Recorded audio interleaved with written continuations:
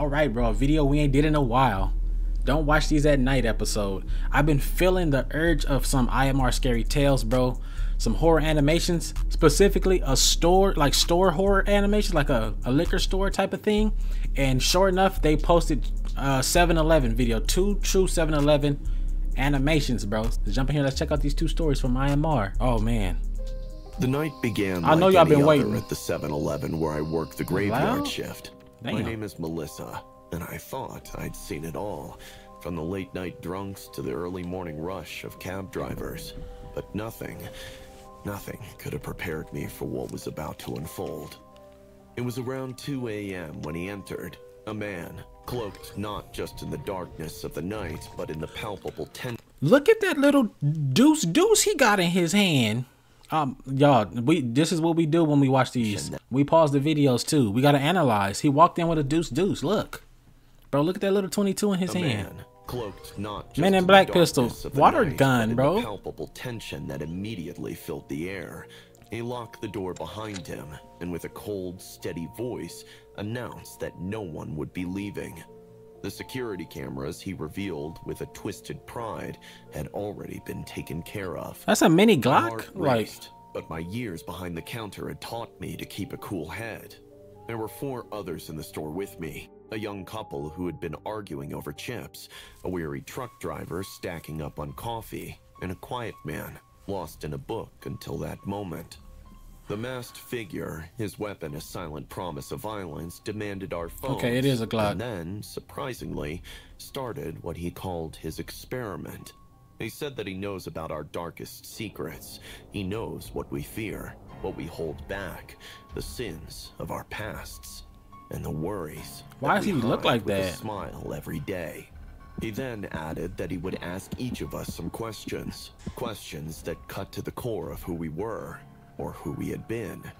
He already knows the answers, but do we have the courage to say it in front of the others? Might as He well. said that he carries a mic which is broadcasting their conversation directly to the radio station channel. They getting pressed by a streamer? What's happening? Podcaster with a gun? And being heard by thousands. There was just one rule. If we lie, we die.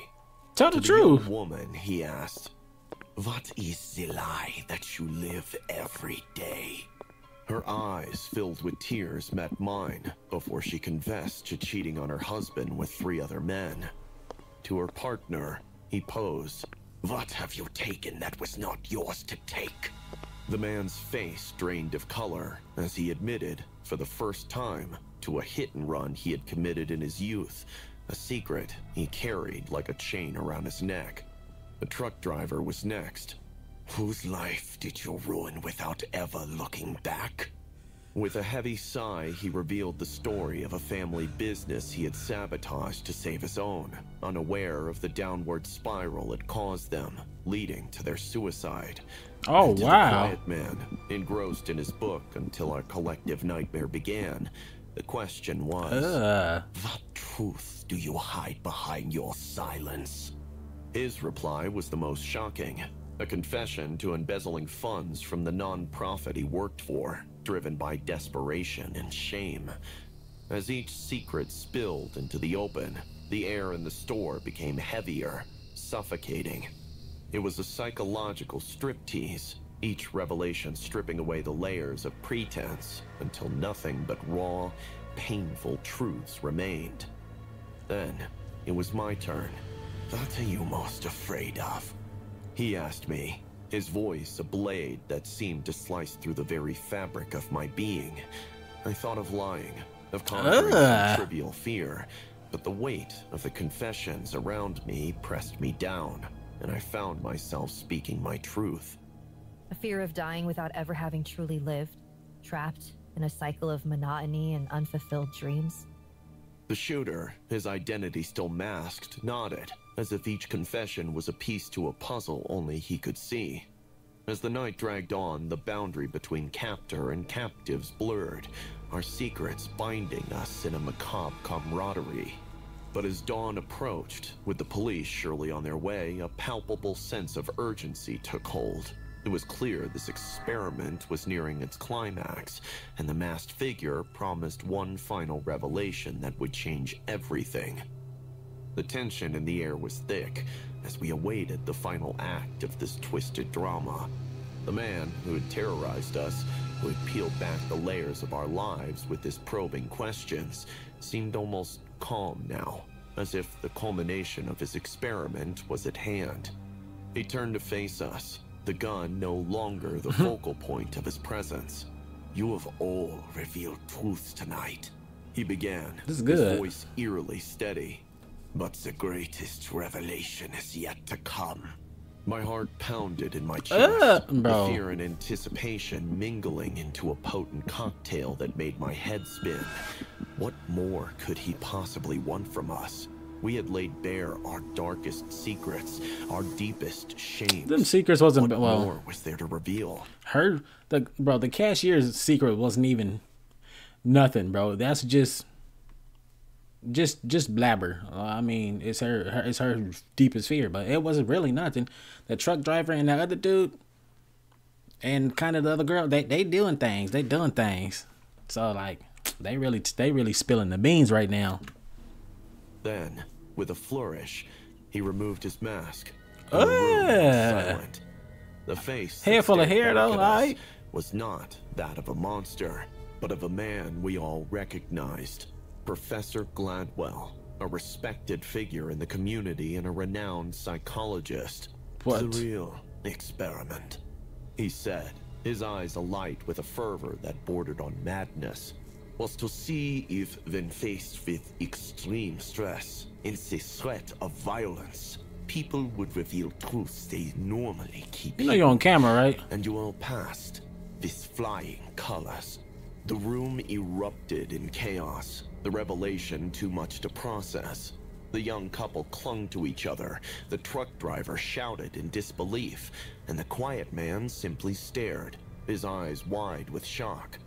Gladwell continued, undeterred by their reactions. "Fear," he declared, "is the most powerful motivator. It strips away the facade, revealing the essence of who we truly are."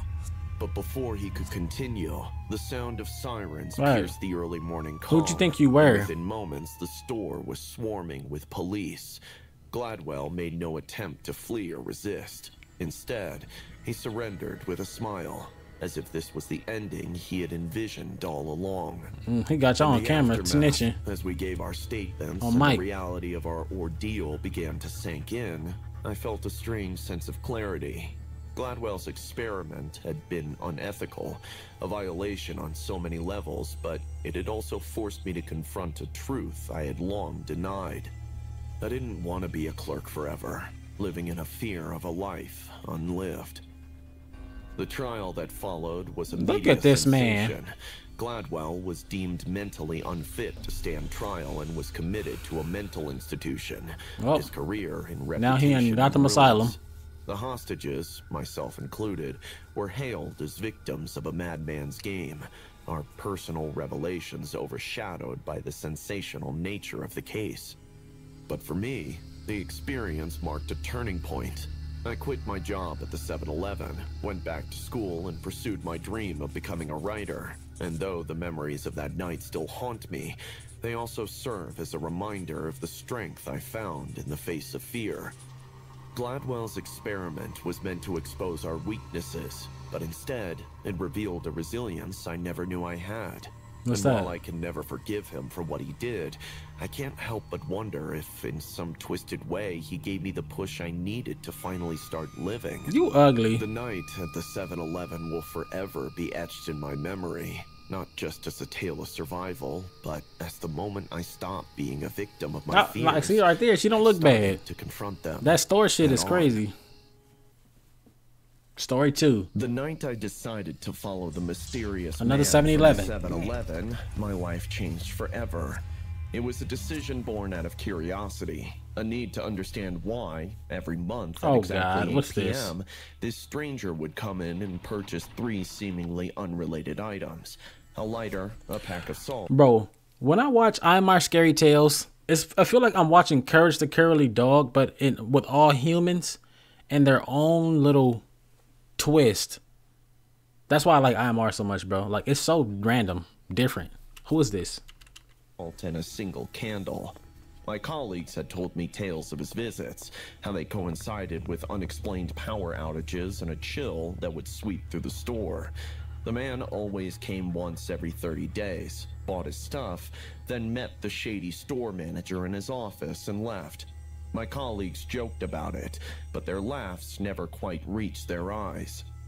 I was the new guy, Lou, the one who hadn't yet learned to stay behind the counter and mind my own business.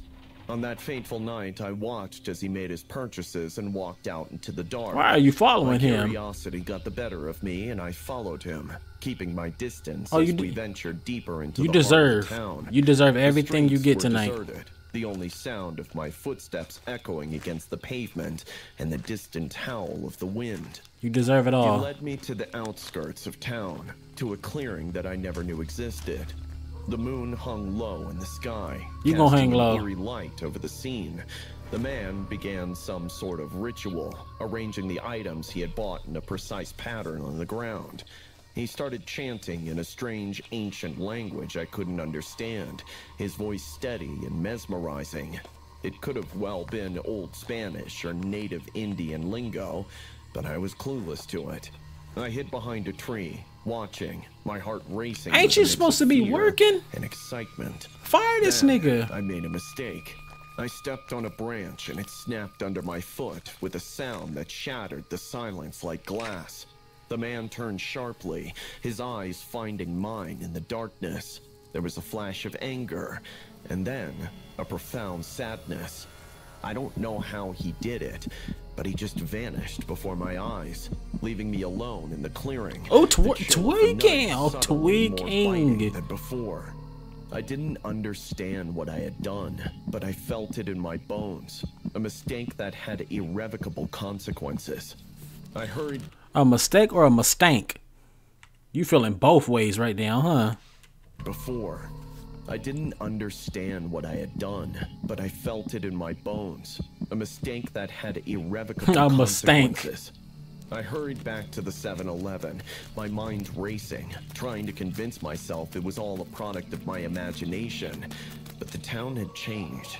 Shadows moved with a life of their own, whispering threats and voices only I could hear. The street lights flickered as I passed, plunging me into darkness before. Hey, that's what you get. I felt like I was being hunted, chased by something I had inadvertently unleashed. I made it back to the 7-Eleven, panting and drenched in sweat. But the store was different, the air thick with an unspoken terror. My colleagues were gone, and in their place were shadows that watched me with hungry eyes. I barricaded myself in the office, panicking, and that is when I heard my manager's voice, who was sitting alone in the dark. He spoke of a guardian, a being that protected our town from something ancient and malevolent. The items the man bought were part of a ritual to keep the darkness at bay, a ritual I had interrupted. As he spoke further, the reality of my situation sank in. I was alone, in a town overrun by nightmares, with no knowledge of how to reverse what I had done.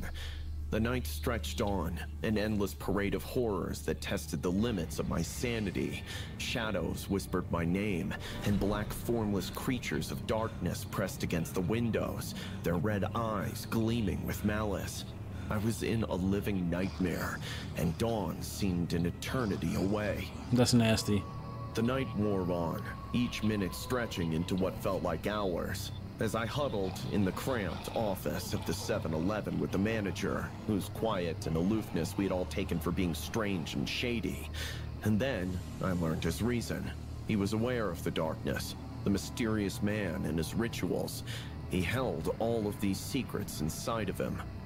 And then something happened. A tall shadow entered inside, and with swiftness rushed to the manager.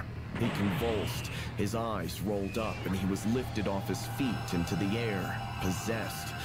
I was freaking out, but the manager fought the evil, yelling the same thing on repeat, almost like a mantra. Light repels the darkness. It seemed overly simplistic, but desperation lends weight to even the most cliché of adages. I remembered the items the mysterious man always bought. A lighter, a pack of salt, and a candle. They were tools of protection, elements to ward off whatever now lurked in the shadows. Armed with this knowledge, I ran to the store, picked up a lighter, a candle, and salt. With these items in hand, I set about to the room. You act like you know the ritual.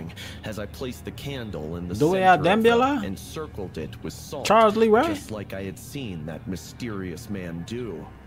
The moment I lit the candle, the oppressive darkness seemed to recoil, and my manager fell back on his feet. The whispers grew frantic, angry, and the shadows at the window surged forward, only to be repelled by the barrier of salt. It was working, but I knew it was a temporary measure. The candle would not burn forever, and the salt could not hold back the darkness indefinitely. That is when I received a text from an unknown number which spoke of a heart of light and words of sealing. For some reason, I knew exactly the man who had sent it. I interpreted this as needing to strengthen the ritual's core. The candle's flame was something personal. I took a deep breath, focusing on my desire to protect, to undo my mistake. Then, speaking words of apology and hope, I used my own breath to fan the flame. It was a shot in the dark, but the candle flared brightly as opposed to burning off. The effect was immediate and dramatic. The shadows screamed, a sound of fury and pain, as the light washed over them, dissolving them into nothingness. The whispers died away, and the darkness retreated, beaten back by a single candle's light. I maintained the ritual until the first light of dawn crept through the windows. Now an exorcist priest, like the normal sounds of the town. Thought you was a new employee of 7-Eleven. Rookie. The darkness had been banished, the town saved from a night of terror, but the cost was etched deep into my soul. I stepped outside, the morning light warm on my face, a stark contrast to the cold dread of the night. The town looked the same, but I saw it with new eyes. I had faced the darkness, both the one I had unleashed and the one within myself. The mysterious man never returned to the 7-Eleven, and I never learned his name, but I kept up the ritual, month after month. It was my penitence, my responsibility now.